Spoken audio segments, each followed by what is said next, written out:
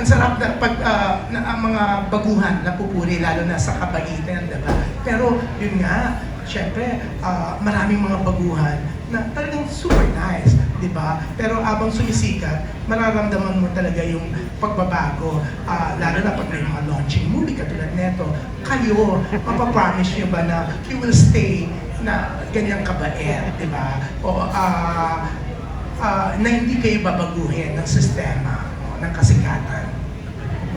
Ako po lagi pong pinapaalala sa akin ng papa ko, who's taking a video of me right now. Nandito yung dad mo, ayan. Na lagi po akong maging humble at huwag makakalimot sa mga nakatulong sa akin. So, andyan naman po lagi yung mga taong nagmamahal sa akin, nagpapaalala sa akin na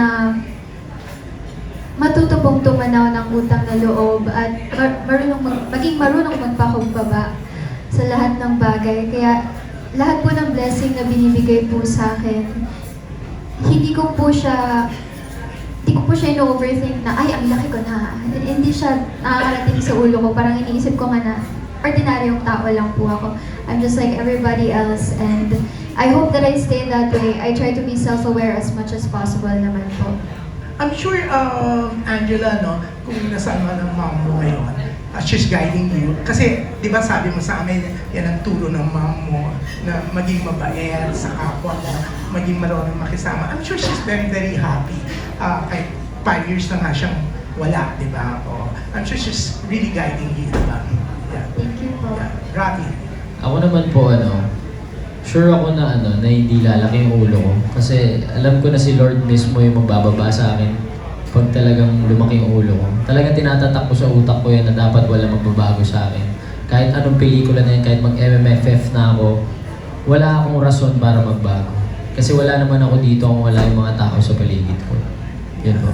Lagi nababanggit na grabe nga yung pagsikat nyo after na success ng Mutya, ng Seducing Great Palma.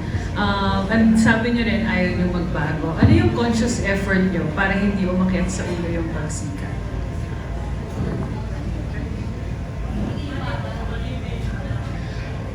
Ako po, for me, my conscious effort siguro is yung pinipili kong hindi magbago.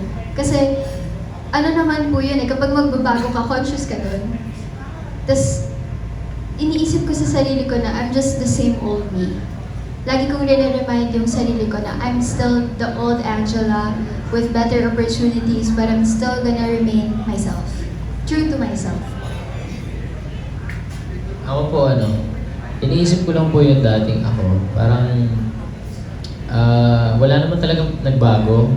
Nagbago lang po yung ginagawa ko sa araw-araw. Nakakain ko lang po yung gusto kong kainin. Pero yung dating ako pa rin po yun. Yun yung iniisip ko. Kaya hindi ako pwedeng magyabang. Wala akong pwedeng pagyabangan na tao. Wala akong pwedeng tapakan na tao kasi wala pa ako napapala. Wala pa po ako sa dulo ng pangarap ko. Kahit makarating man ako doon, hindi ako magyayabang. Yun po.